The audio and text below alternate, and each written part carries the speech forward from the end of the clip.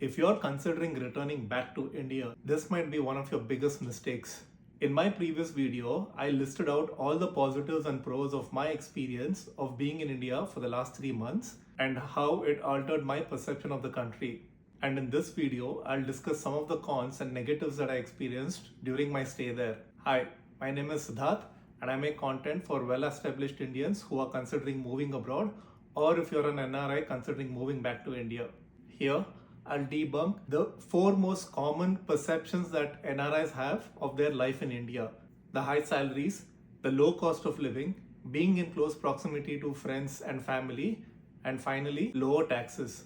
Previously, I spoke about how good and what a drastic improvement the government of India has made in terms of national level infrastructure.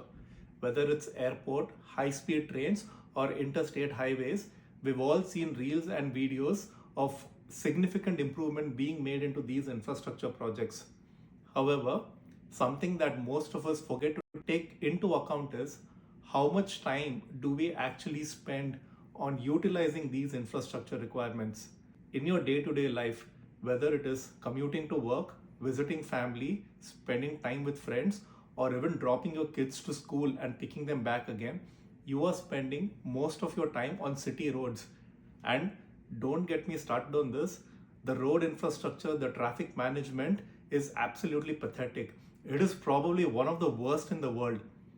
Initially, these annoyances don't really bother you because you're visiting there for a short term and you have your rose colored glasses on. But when this becomes a daily occurrence, your daily life, being stuck in traffic, heavy pollution, nobody following traffic rules, it can really take a huge toll on your mental peace. The other thing that you need to be extremely careful about is road rage in India. Irrespective of where you are in the world, at any point of time, if you get into an altercation, your immediate response is always to de-escalate the situation. Unfortunately, in India, this is seen as a weakness. This is also part of the reason we see so many videos about how minor incidents on the road can lead to huge escalations and can get into really ugly fights. Even as a localite, you might fear for your safety, and you need to have a couple of people on your speed dial to come and help you out when you face issues like this. This isn't something that we should be spending time in terms of energy thinking about. The next misconception that most NRIs make is the quality of healthcare. Yes, India has some of the best hospitals and the best doctors in the world. You've got to understand that it's a population of 1.4 billion people. At the same time, it's just a tiny fraction of people who have the means for private healthcare, which means long term, your insurance premiums are going to be extensively high and expensive. Don't take India's healthcare system into account for today. Think about what it's gonna be 20 or 30 or 40 years from now when you are retired. You don't have a lot of variable in your spending if your insurance premiums shoot up by quite a huge margin. At the same time, we aren't reproducing as frequently as we used to. Indians aren't having a lot of children. So that is going to lead to a huge social burden when it comes to healthcare, even if it is privatized. Can we be absolutely sure that you're going to get the best healthcare 30 years into the future as we're doing today? The other aspect that we've got to take into account is, yes, critical healthcare, when you have to be admitted into a hospital or access to doctors, is relatively easier. But your overall life quality is extremely poor. The air pollution in India, even in a city like Bangalore, which doesn't suffer from poor air quality compared to North India, is extremely toxic. I had a weird throat infection that lasted for the entire 3 months of my duration over there. Now, before you think of this as a privileged NRI disease, that's not really the case. Everybody in my family and a vast number of people who work within my organization frequently fall ill, and these are mostly respiratory issues. Consider that most of them work from home and don't even commute to office every single day. Imagine if you had to commute to office every single day, being exposed to these elements, and how sick you would get. The second thing is, our overall lifestyle in India is extremely unhealthy. We don't exercise as much as we should be doing, and even if we do, we don't have the necessary infrastructure. How many parks or playgrounds do you see that you could actually go and stay physically fit with? Luckily, the younger generation today is putting a lot of emphasis on physical healthcare and mental healthcare. So my hope is that long term, the overall country also develops this really good habit. Good healthcare is accessible, but lifestyle is extremely toxic. Next, let's tackle everybody's favorite topic, how reasonable convenience is. It doesn't matter what sort of cuisine you want, what sweets you need, anything can be ordered at the click of a button and delivered in less than an hour. But we've also got to take into account how healthy are these lifestyle choices. Since most of them no longer have the time to cook their own food, we've become so dependent on ordering from outside. And considering that it takes so little time to actually cook and deliver, do you really think it is the best lifestyle choice that we should develop?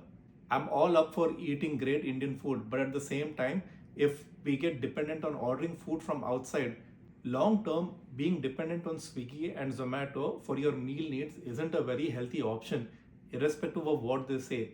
We have no access or clue about what their cooking conditions are like, what ingredients do they use, how fresh the produce is.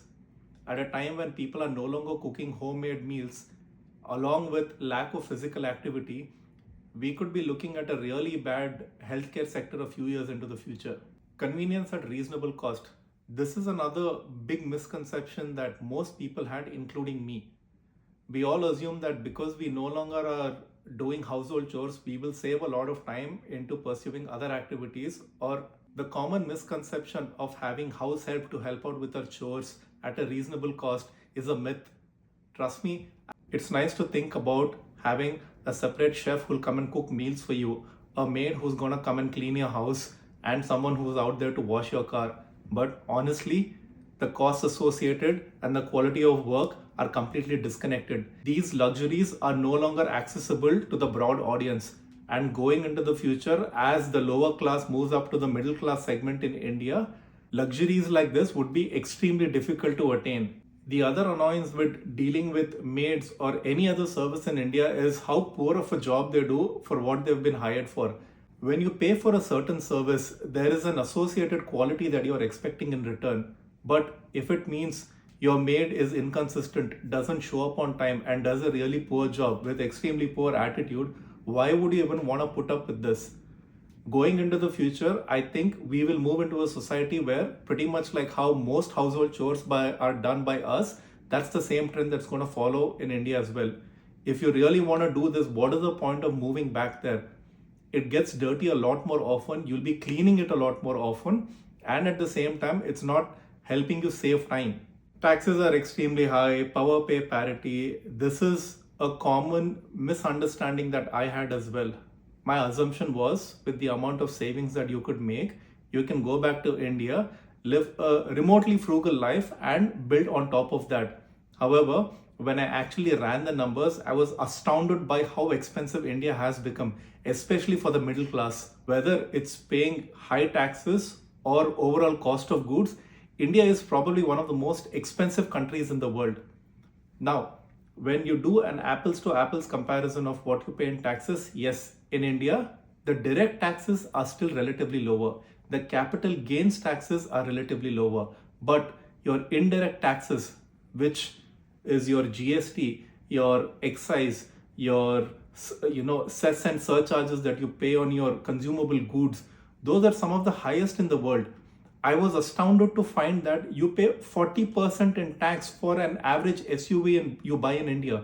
Now, this is not some luxury brand or a high-end vehicle that you're purchasing. It could be something as simple as a Hyundai or a Kia. Why would you want to pay 40% tax on it? Next, the highest level of GST is 28% for something like refrigerators and air conditioners. When the hell did refrigerators and air conditioners become luxury? To give you a little bit of context, Canada, which is considered to be one of the highest taxed countries in the world, you only pay 13% GST on anything you buy. So it doesn't matter whether you're purchasing a car, a TV, or even a refrigerator, 13% is the max tax that you pay. And if you thought housing is cheap in India, well, you've got to go and get a reality check. The housing price in India for a reasonably good place, especially in a good locality that has access to all the features that you want, is as high as any other place in North America. To give you a little bit of context, an average detached home in Canada costs about $1 million. The same pricing, if you want to buy a villa in a gated community, ranges from anywhere between $1 million to $1.5 million in India. And this is particularly in reference to Bangalore. I'm pretty sure it's the same whether you look at other big metropolitan cities. So the next best option is probably to not live in these metropolitan cities. So I looked at prices of what a plot of land would cost in Mysore.